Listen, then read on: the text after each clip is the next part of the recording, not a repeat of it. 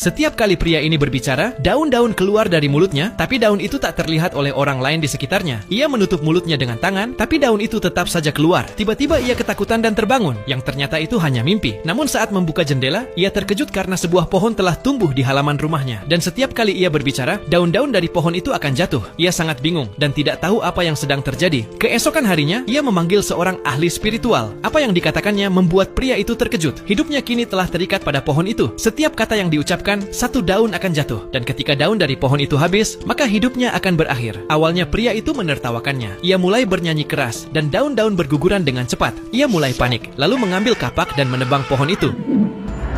Tapi seketika tubuhnya terpental dan meninggalkan luka di perutnya. Sekarang pria itu yakin bahwa hidupnya memang terhubung dengan pohon itu. Sejak saat itu, ia berhenti berbicara dan menggunakan bahasa isyarat. Suatu hari ia mengacungkan jari tengah ke pohon itu dengan marah, namun daun-daun tetap jatuh. Sekarang keadaan menjadi sulit baginya. Keesokannya, ia ke sekolah anaknya untuk kelas menyanyi. Semua orang tua menyanyikan lagu bersama anak mereka, hanya pria itu yang duduk diam. Kemudian, guru pun memintanya untuk bernyanyi. Dia mulai bernyanyi dengan gugup dan sesuai dugaan, daun-daun kembali jatuh. Setelah itu, ia hanya berbicara lewat isyarat mata. Tapi suatu hari, bosnya memintanya menangani klien penting. Dengan terpaksa ia bicara, dan tepat saat itu, tukang kebun sedang menyiram pohon. Tubuhnya langsung berkeringat deras di hadapan klien. Klien merasa jijik lalu pergi. Bos sangat marah, tetapi masih memberinya satu kesempatan terakhir. Di pertemuan berikutnya, tukang kebun menyemprotkan pestisida ke pohon itu. Pria itu merasa pusing, dan tanpa sengaja menusuk hidung bosnya. Bos memecatnya saat itu juga. Keesokan harinya, pria itu mulai melakukan perbuatan baik. Berharap itu bisa menghentikan daun yang jatuh. Ia memberi makan orang miskin, bahkan menyumbangkan jam tangan Rolex miliknya. Namun daun itu masih belum berhenti jatuh, dan kini hanya tersisa beberapa daun di pohon. Menyadari ajalnya sudah dekat, ia mendatangi istrinya untuk meminta maaf.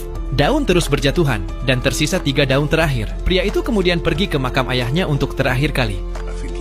Tiba-tiba langit bergemuruh, dan 3 daun terakhir itu pun jatuh. Saat daun-daun menyentuh tanah, ia pun ambruk. Namun saat itu ponselnya berdering, dan pria itu kembali terbangun. Ia mengangkat telepon dari sahabatnya, yang mengatakan bahwa pohonnya sudah penuh dengan daun lagi.